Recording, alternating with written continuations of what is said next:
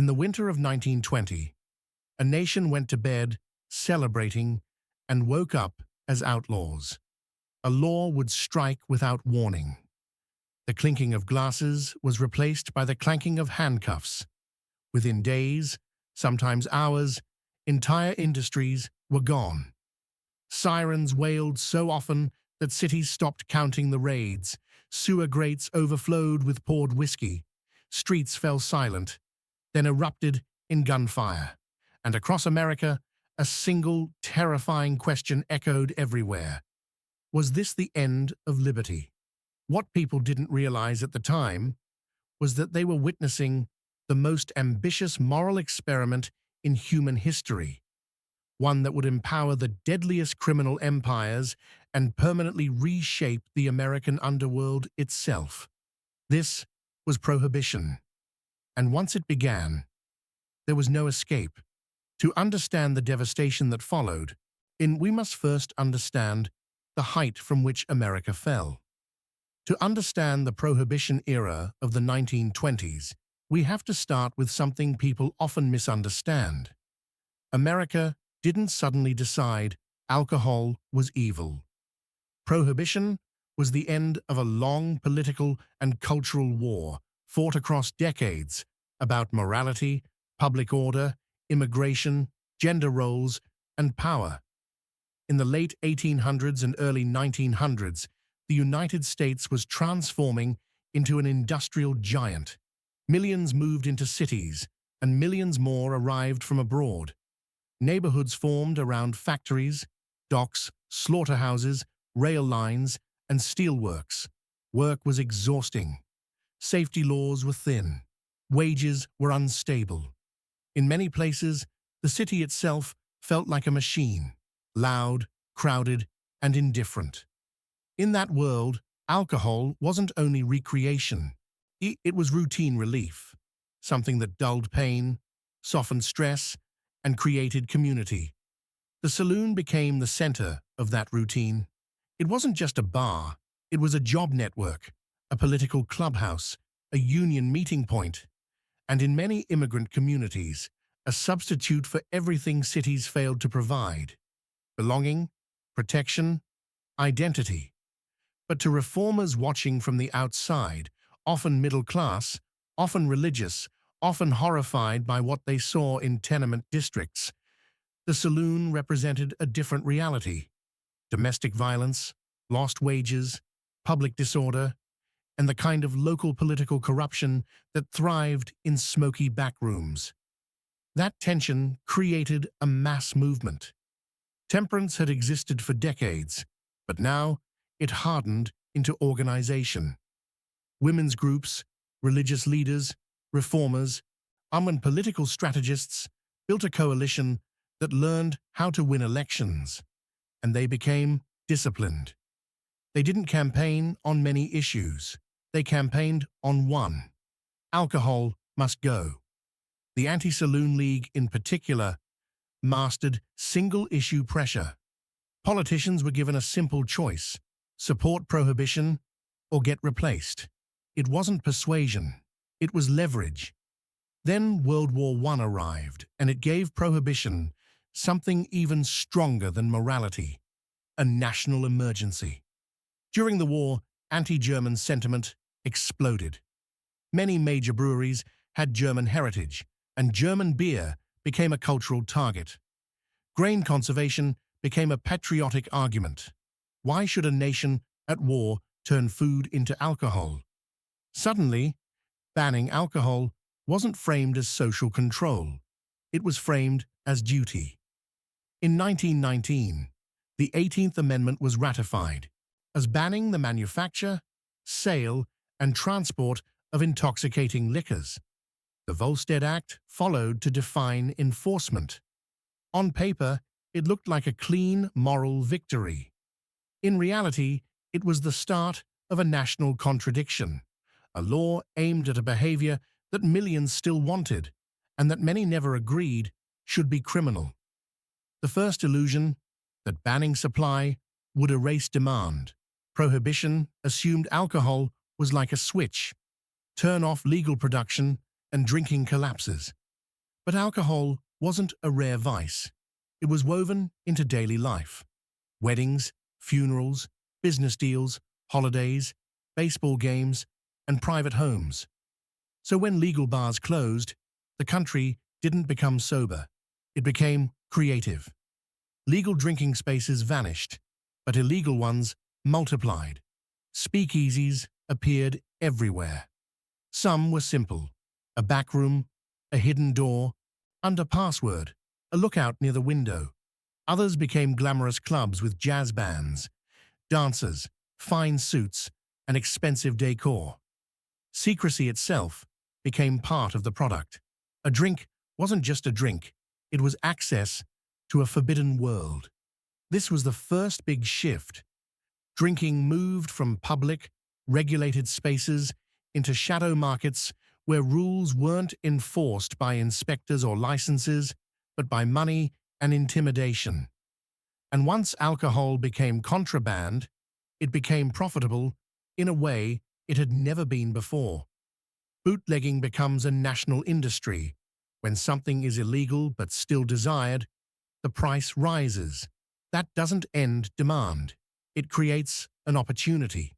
And the opportunity here was enormous. Bootlegging evolved into a full ecosystem, smuggling liquor across borders, rivers, inland coastlines, moonshining homemade spirits in rural areas, medicinal whiskey, routed through pharmacies and doctor prescriptions, sacramental exemptions, through religious channels, industrial alcohol diversion, chemicals stolen and cleaned into drinkable product. For many people, this didn't feel like crime. It felt like business, survival, or even rebellion. Farmers saw it as extra income. Small shop owners saw it as staying alive. Truck drivers and dock workers saw it as a risky but paying job. Police officers, underpaid and overwhelmed, faced bribes that could equal months of wages. Politicians saw campaign money and favors. Prohibition didn't just criminalize alcohol, it created a market where corruption wasn't an accident. It was the operating system, because illegal markets need protection, and protection always becomes power. Unenforcement, a law bigger than the state. The federal government tried to enforce prohibition through agents and local police departments, but enforcement was underfunded, undermanned, and outpaced. The task was enormous.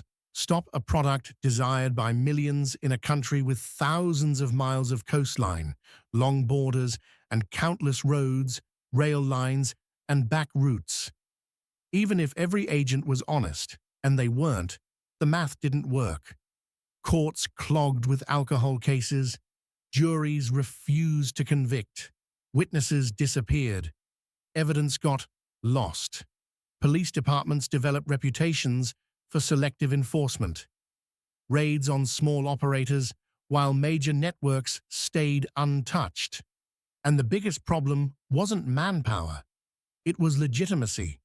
When the public doesn't believe a law is fair, and enforcement becomes harder than ordinary crime because breaking it doesn't feel immoral. It feels like ignoring a rule that never should have existed. This cultural shift became the second turning point. Prohibition did not unify the nation under morality. It split the nation into two realities, one legal, one lived. Organized crime gets its perfect business model. Prohibition didn't invent organized crime, but it supercharged it. Before Prohibition, gangs existed, but alcohol created something new, a stable, massive, predictable revenue stream that required logistics. You needed production, transport, storage, distribution, bribery, and territory control. In major cities, competing groups fought over routes and neighborhoods, and because the product was illegal, disputes weren't settled in court. They were settled with violence. It's not random chaos, business violence. Burn down a rival's warehouse, threaten a supplier, bribe the right official, control the docks, control the trucks, control the bars. For the public, this was shocking. Prohibition was supposed to reduce harm, yet it seemed to create a new class of wealthy criminals who felt untouchable. That's when gangster power entered popular imagination, not just as petty crime, but as shadow government. A hidden cost. What people drank became more dangerous. When alcohol is legal, it can be regulated. When it's illegal, quality collapses. Beer and wine were bulky and harder to smuggle. Strong liquor was easier and more profitable, so the market shifted toward higher-proof spirits. That shift alone changed how America drank. Instead of slower, lower alcohol drinking in public spaces, and Prohibition pushed consumption toward smaller amounts of much stronger liquor, often taken quickly, often in hidden rooms, often without any idea what was actually in the bottle. But illegal production came with lethal risks. Poorly distilled moonshine could contain toxic byproducts. Some producers used industrial alcohol not meant for consumption. Some sellers diluted, flavored, or fixed liquor with whatever they had, because there was no oversight, no labeling, no standards. People were poisoned, people went blind, people died. And the danger wasn't only the alcohol itself, it was the market incentives. In a legal system, a bad batch destroys a brand. In an illegal system, you can change names overnight, vanish, reappear in another neighborhood, and sell the next bottle to someone who has no way to trace you. If fear of prosecution also meant people hesitated to seek medical help when something went wrong. Even victims of poisoning sometimes stayed quiet, because admitting what they drank could make them criminals too. So Prohibition didn't necessarily replace drinking with sobriety. It often replaced safer alcohol with riskier alcohol. Even where the law worked on paper, closing breweries and saloons, it could still fail in reality by turning consumption into a health gamble. A glass wasn't just a drink anymore, it was a bet. Is this real? Is this cut? Is this clean? Rum running and the geography of crime. One of the most important parts of Prohibition is that it rewired geography. Liquor didn't just appear, it moved. It flowed through borders, coastlines, lakes, and cities like an invisible supply chain. And like any supply chain, it developed choke points, places where control meant profit. Coastal smuggling thrived. Offshore ships could sit beyond legal reach, creating floating warehouses where smaller boats ran loads to shore under darkness. Harbors, docks, and river mouths became high-value terrain. Whoever controlled a dockworker union, a warehouse owner, or a local police captain could turn a city's shoreline into a private pipeline. Border routes became famous because they were practical. Canada, the Great Lakes, and long rural stretches where law enforcement was thin. Winter didn't stop it, it sometimes helped.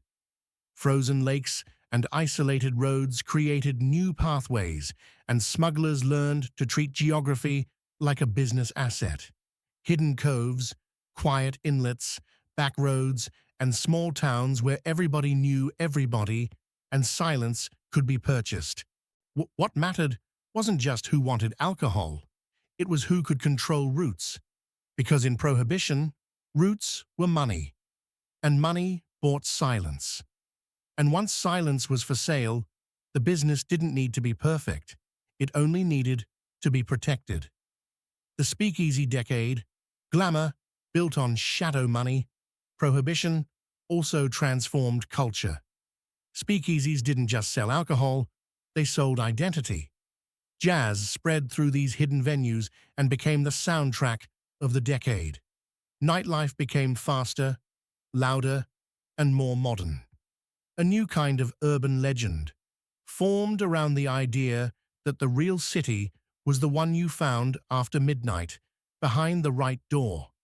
Women, especially in cities, entered nightlife more visibly. The image of the flapper became a symbol of independence and defiance. Short hair, short skirts, cigarettes, and a life lived publicly.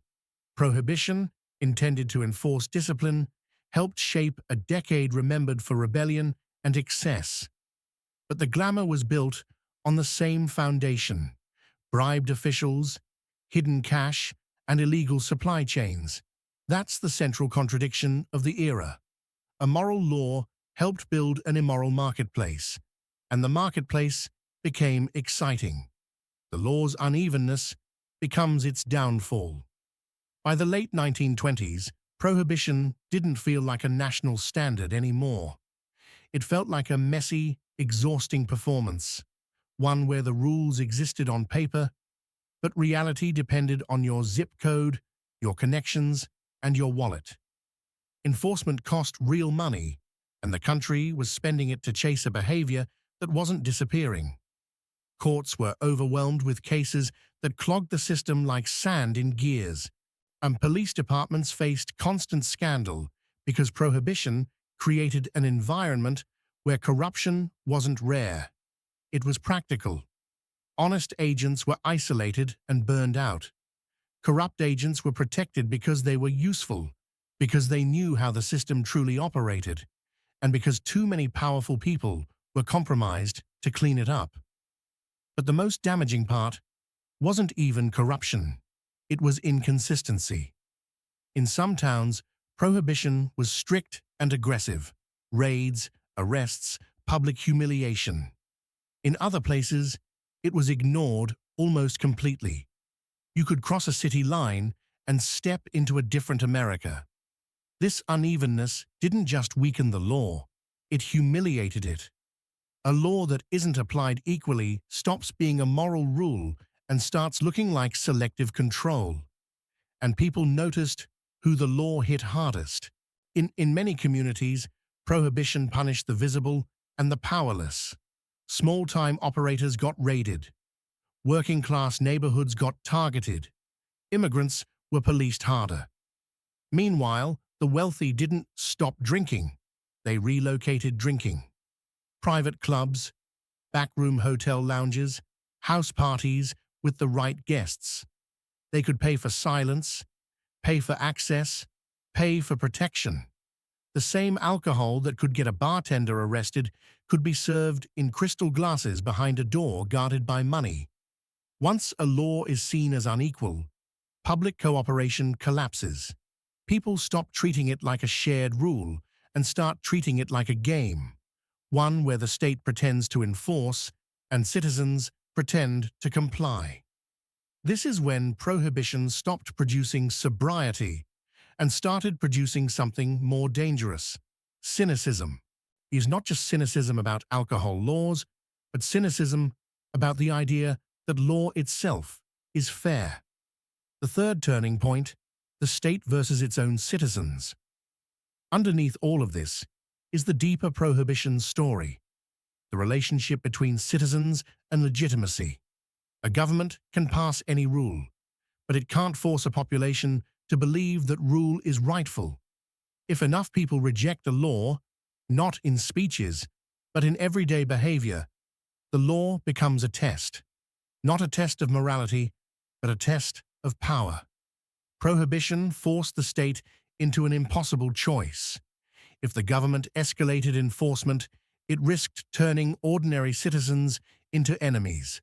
Not hardened criminals, ordinary people who simply refused to stop doing what had been culturally normal for generations.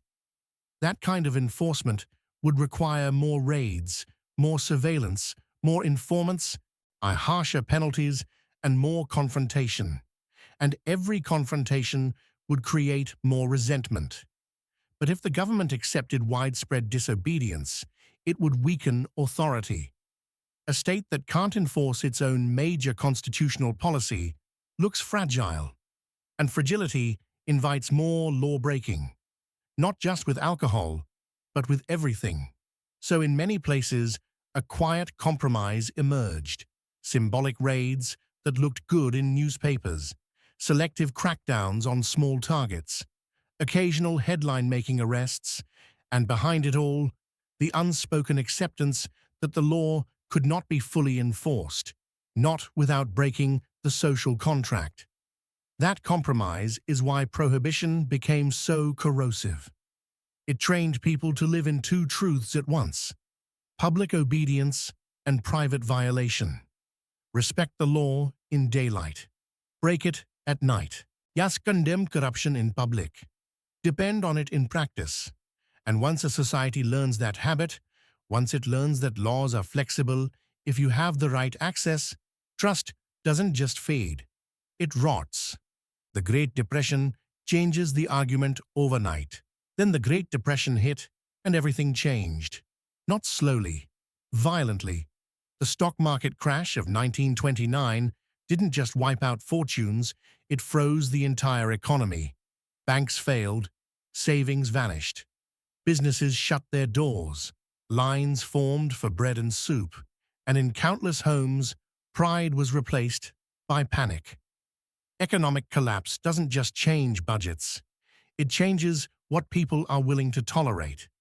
When rent is due, when factories are silent, when a family is living on scraps, moral purity stops sounding like a national mission and starts sounding like a luxury. That's when the prohibition argument flipped. For years, supporters framed it as a moral cure. Fewer saloons, fewer broken homes, a cleaner society. But during the Depression, people began asking a different question, one that morality couldn't answer. Why are we keeping an entire industry illegal when the country is starving for jobs and tax revenue? Because legal alcohol wasn't just drinking. It meant reopening breweries and distilleries, restarting distribution, hiring truck drivers, warehouse workers, bottlers, bartenders, restaurant staff, an entire employment chain. It meant licensing fees. It meant sales taxes. It meant a product the public already wanted, Lummy now turned into public money. Meanwhile, the government was bleeding cash. Prohibition enforcement was expensive, courts were overloaded, prisons were crowded, and the state looked weak, unable to control bootlegging, corruption, and violence. Every illegal bottle sold represented money flowing to criminals instead of the government. In a booming economy, that was embarrassing. In a collapsing economy, it was unforgivable. So the question became unavoidable. If alcohol is everywhere anyway, why not regulate it, tax it, and use it to stabilize the country? Once the economic argument took hold, the moral certainty behind prohibition began to look fragile, like a policy designed for a different America, a richer America, an America that no longer existed. Repeal, rewriting the Constitution to escape the experiment. In 1933, the 21st Amendment repealed the 18th. It is the only time the U.S. Constitution has been amended to undo another amendment. A rare admission that the experiment wasn't just flawed, it was unsustainable. Repeal wasn't a celebration of alcohol. It was a recognition of reality. Alcohol returned under regulation. States gained power over licensing and distribution. The federal government regained tax revenue. The legal system could finally step out of the impossible job of policing millions of ordinary people for behavior they never stopped wanting. But the world didn't simply reset. Organized crime didn't vanish. The networks built during Prohibition had already learned logistics, bribery, enforcement through fear, and profit at scale. Some groups shifted into gambling, narcotics, and racketeering. The era ended, yes, but the infrastructure of shadow business remained, because Prohibition had taught criminals how to run industries. What Prohibition truly was. Prohibition wasn't only about alcohol. It was about power and identity, rural versus urban, tradition versus modernity, morality versus personal freedom. It was a battle over whose values would define the nation, and how far the state could go to enforce those values, and it revealed a hard truth that repeats in history. When law tries to erase a widespread habit without public consent, it doesn't eliminate demand. It pushes demand into the shadows, and shadows don't stay empty.